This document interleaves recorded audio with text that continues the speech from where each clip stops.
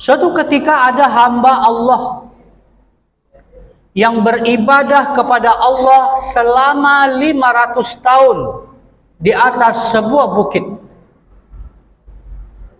Di atas bukit itu Allah memancarkan air tawar yang bersih dan bening. Dan di atas bukit itu pula Allah menumbuhkan satu pohon delima yang setiap malam berbuah satu delima yang sudah masak. Setiap harinya hamba Allah ini menggunakan air yang tawar itu untuk mandi, berwudu, dan minum. Kemudian dia memetik buah delima yang sudah masak untuk dia makan. Setelah itu dia beribadah kepada Allah Subhanahu wa ta'ala. Setiap kali dia beribadah kepada Allah, dia selalu berdoa kepada Allah agar dia diwafatkan dalam keadaan bersujud. Kemudian doa hamba Allah ini dikabulkan. Dia pun meninggal dunia dalam keadaan bersujud. Subhanallah. Kaum muslimin jamaah Jumat rahimakumullah. Setelah hari kiamat tiba, Allah Subhanahu wa ta'ala memerintahkan kepada malaikat, "Hai malaikat, masukkan hambaku ini ke dalam sorga karena rahmatku." Mendengar Allah berkata untuk memasukkan hamba Allah ini ke dalam surga karena rahmat Allah, dia protes kepada Allah dan berkata, "Ya Allah, masukkan aku ke dalam surgamu karena amal ibadahku." Kemudian Allah berkata lagi, "Hai malaikat, masukkan hambaku ini ke dalam surga karena rahmatku." Hamba Allah ini kembali berkata, "Ya Allah, masukkan aku ke dalam surgamu karena amal ibadahku." Sampai 3 kali Allah berkata, "Wahai malaikat, masukkan hambaku ini ke dalam surgaku karena rahmatku." Maka 3 kali pula hamba Allah ini berkata, "Ya Allah, masukkan aku ke dalam surgamu karena amal ibadahku." Kemudian Allah memerintahkan kepada malaikat, "Hai malaikat, coba kau hitung berapa nilai ibadahnya yang dia lakukan selama 500 tahun. Bandingkan dengan nikmat yang aku berikan kepadanya, mana lebih besar? Ibadahnya atau nikmat yang aku berikan kepadanya?" Setelah dihitung, ternyata nikmat yang Allah berikan kepadanya jauh lebih besar dibandingkan dengan nilai ibadah yang dia lakukan selama 500 tahun. Kemudian Allah memerintahkan kepada malaikat, "Hai malaikat, masukkan hambaku ini ke dalam neraka." Lalu ketika hamba Allah ini akan diseret ke dalam neraka, dia berkata, "Ya Allah, masukkan aku ke dalam surgamu karena rahmatmu." Lalu kemudian hamba Allah ini dimasukkan oleh Allah ke dalam surga karena rahmat dari Allah Subhanahu wa ta'ala.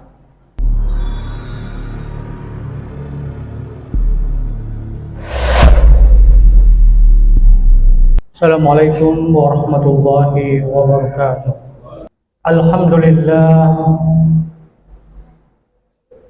Alhamdulillahilladzi arsala rasulahu bil huda wa dinil haqq liyuzhirahu 'ala ad-din kullih wa kafa billahi shahida. Asyhadu an la ilaha illallah wa asyhadu anna Muhammadan 'abduhu wa rasuluh. Allahumma shalli ala Muhammad wa ala ali Muhammad sallallahu alaihi wasallam. لا نبي بعده.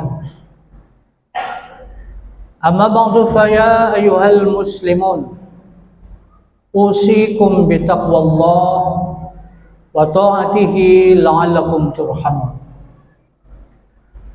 فقال تعالى في القرآن الكريم بسم الله الرحمن الرحيم وإذا قرئ القرآن فاستمعوا له وأنصتوا لعلكم ترحمون.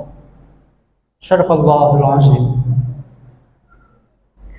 Kaum muslimin jamaah Jumat rahimakumullah.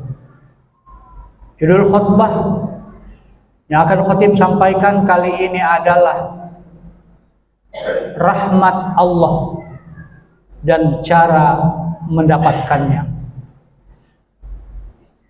Kaum muslimin jamaah Jumat rahimakumullah. Yang dimaksud dengan rahmat Allah adalah kasih sayang Allah yang diberikan kepada hambanya berupa kebaikan demi kebaikan, baik ketika di dunia maupun di akhirat. Di dalam Al-Quran surat Al-A'raf ayat 56 Allah subhanahu wa ta'ala berfirman وَلَا تُفْسِدُوا فِي الْأَرْضِ بَعْدَ إِصْلَاحِهَا وَدَعُوهُ خَوْفًا وَطَمَعًا إِنَّ رَحْمَةَ اللَّهِ قَرِيبٌ مِنَ الْمُحْسِنِينَ. Dan janganlah kamu berbuat kerusakan di muka bumi setelah Allah menciptakannya dengan baik. Berdoalah kepada Allah dengan penuh harap dan rasa takut. Sesungguhnya rahmat Allah itu begitu dekat kepada orang yang berbuat kebaikan. Dalam sebuah hadis Rasulullah Shallallahu Alaihi Wasallam bersabda,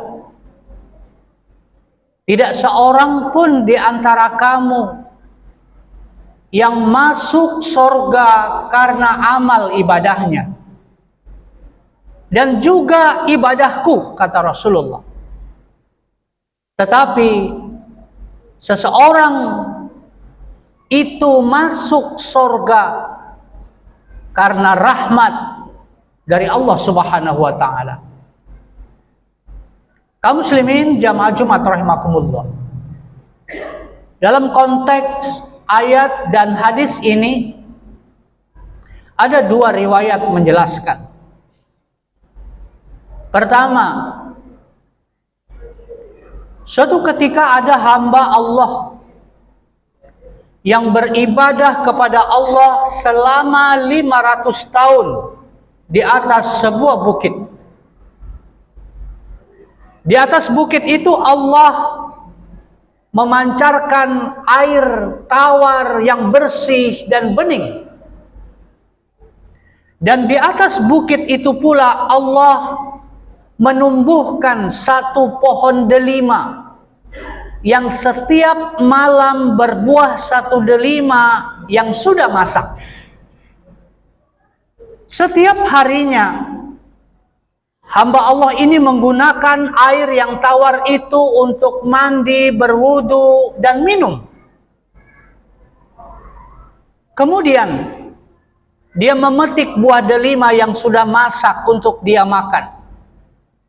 Setelah itu dia beribadah kepada Allah Subhanahu wa taala.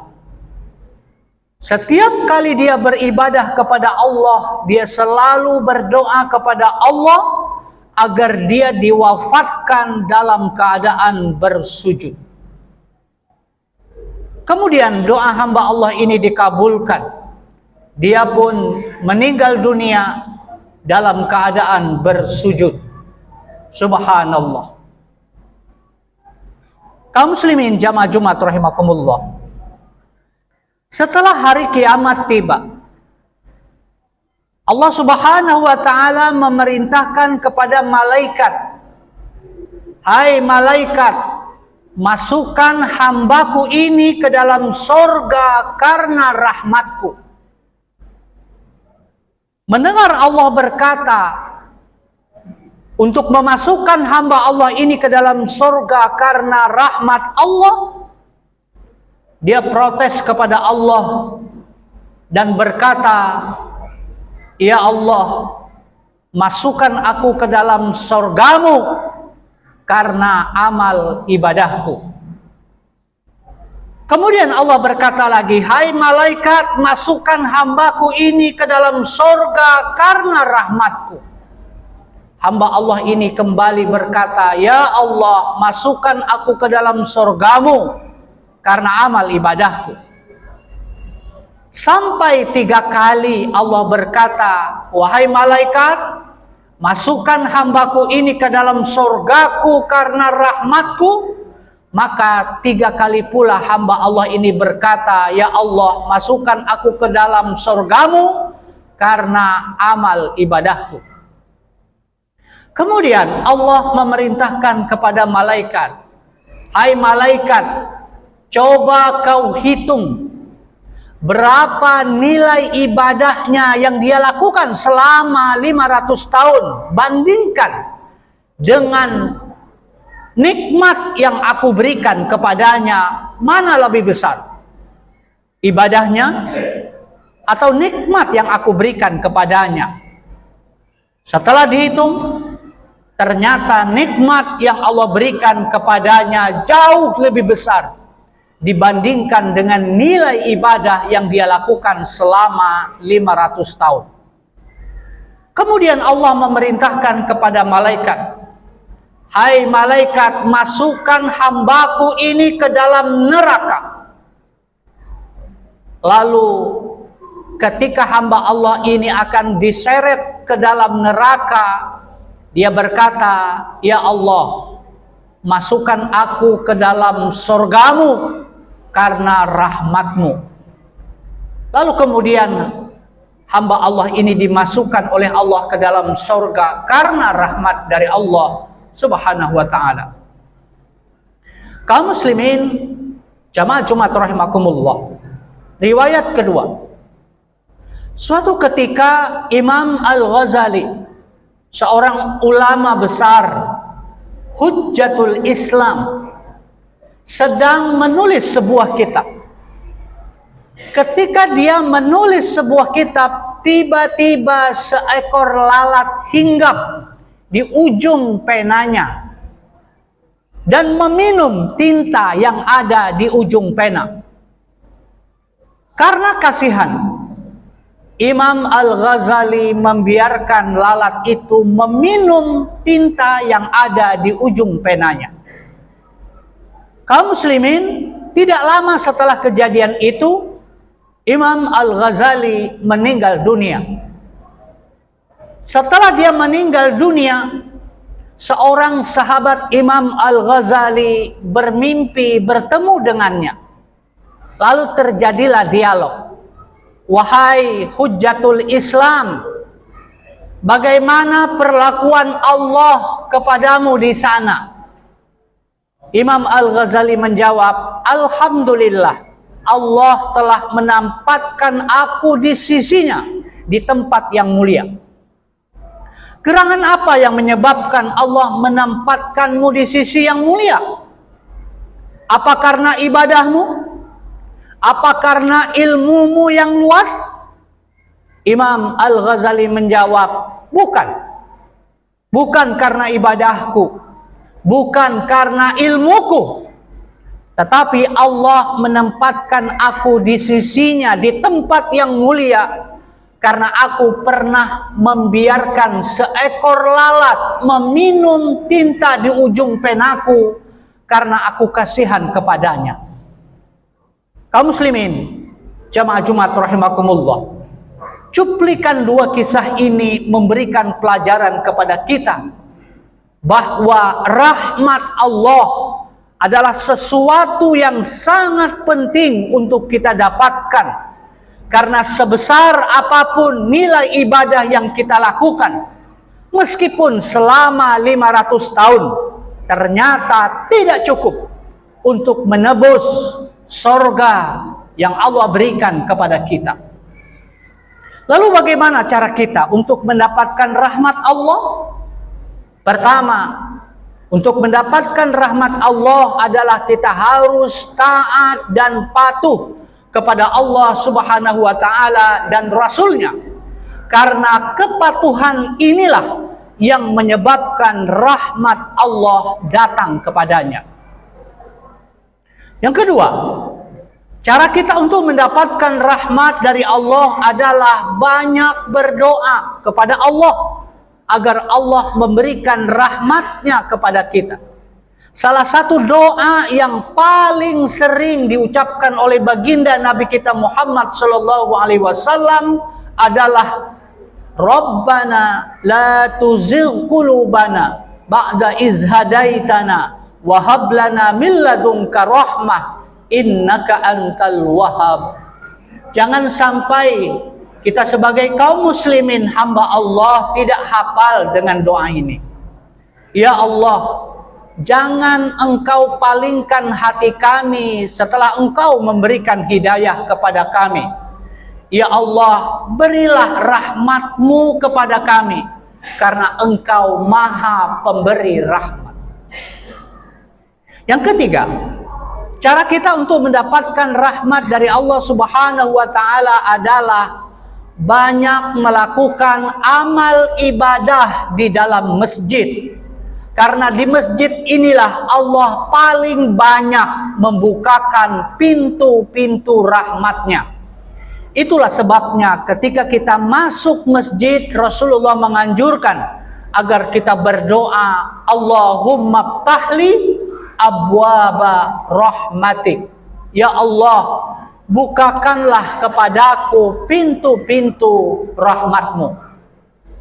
Yang keempat, cara kita untuk mendapatkan rahmat dari Allah Subhanahu wa Ta'ala adalah banyak membaca dan mendengarkan bacaan ayat-ayat suci Al-Quranul Karim. Karena di dalam Al-Quran Allah berfirman, wa nunazzilu minal qur'ani ma huwa shifaa'u wa rahmatul lil mu'minin. Tidaklah Al-Qur'an itu diturunkan kecuali sebagai obat dan rahmat bagi seorang mukmin. Wa idza quri'al Qur'an fastami'u lahu wa ansitu la'allakum turhamun. Apabila dibacakan Al-Qur'an kepadamu, maka dengar dan diamlah. Mudah-mudahan kamu mendapat rahmat dari Allah Subhanahu wa Ta'ala. Yang terakhir, cara kita untuk mendapatkan rahmat dari Allah Subhanahu wa Ta'ala adalah kita banyak menebar kasih sayang di muka bumi ini. Karena Rasulullah Shallallahu alaihi wasallam bersabda, irhamu man fil ard yarhamkun man fis sama. Banyaklah menebar kasih sayang di muka bumi, karena apa yang ada di langit akan menyayangimu. Kaum muslimin, semoga khutbah yang singkat ini bermanfaat bagi kita semua. Amin ya rabbal alamin. Barakallahu li wa lakum fil Qur'anil azim wa nafa'ani wa iyyakum bima fihi minal ayati wa zikril hakim wa taqabbala minni wa minkum tilawatahu innahu huwas samiul alim.